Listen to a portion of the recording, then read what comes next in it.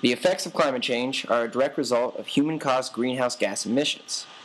Increased temperatures and weather irregularities will continue to be the future of our environment if changes do not occur. The environment is struggling to find a dynamic equilibrium caused by an escalating stock of global warming gases. This volatile weather puts strain on not only our environment's ecosystems, but also on social and economic systems as well. The damage that has already been caused will take thousands of years before full restoration within the system can take place. The system that best represents the effects of climate change caused by greenhouse gas emissions is a vicious causal loop system. This vicious causal loop diagram has 5 components and 2 reinforcing feedback loops.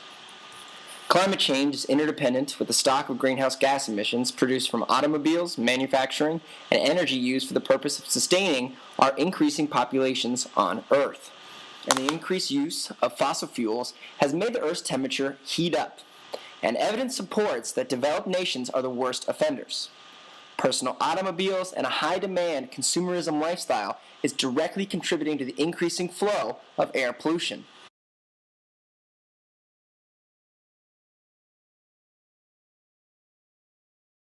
Fossil fuels and the industrialization of developed countries, combined with increased population sizes, has resulted in loosely regulated air quality policies that have facilitated a toxic atmosphere for humans to live in.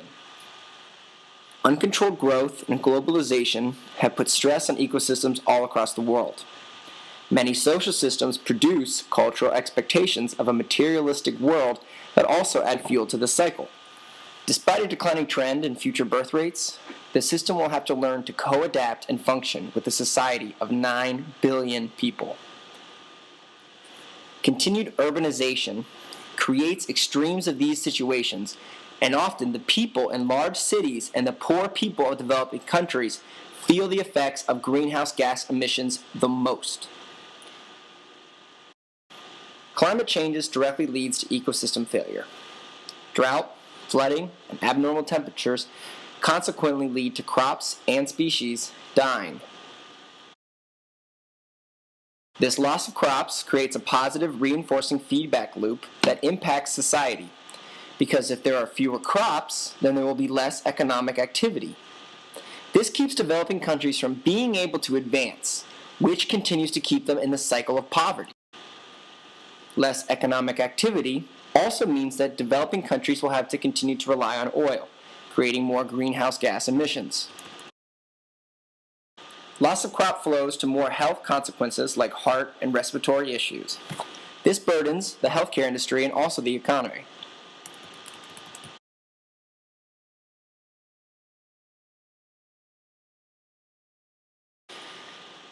There is a second positively reinforcing feedback loop that directly affects the economy. The unrelenting push for economic growth in government ties in the oil business and creates resistance that continues to create obstacles for change.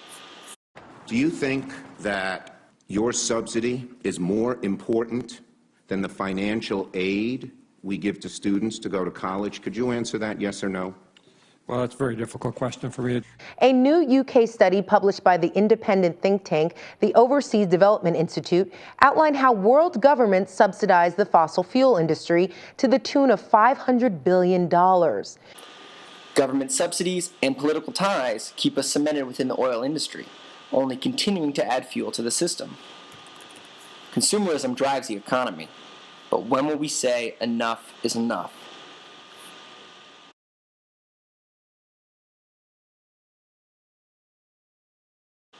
Here are a few examples of the system traps of this causal loop and how they affect the 3 E's of sustainability. Solutions.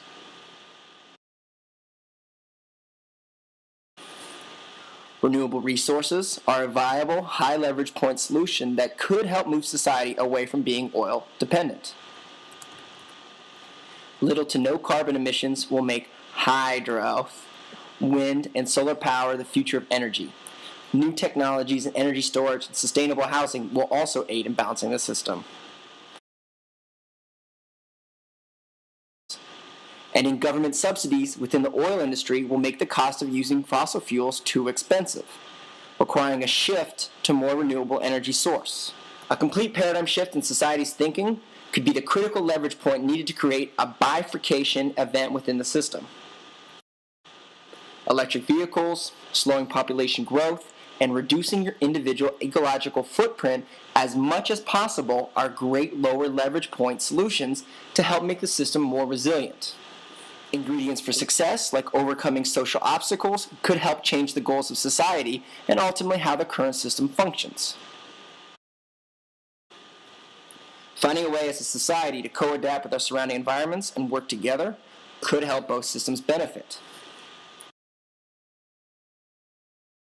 This system faces many obstacles, but by effectively intervening within the system, we can turn it into one that benefits the sustainability of future generations.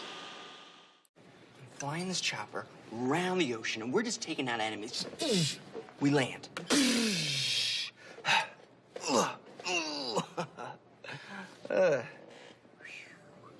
How's the meatloaf, Dave? Rated mature.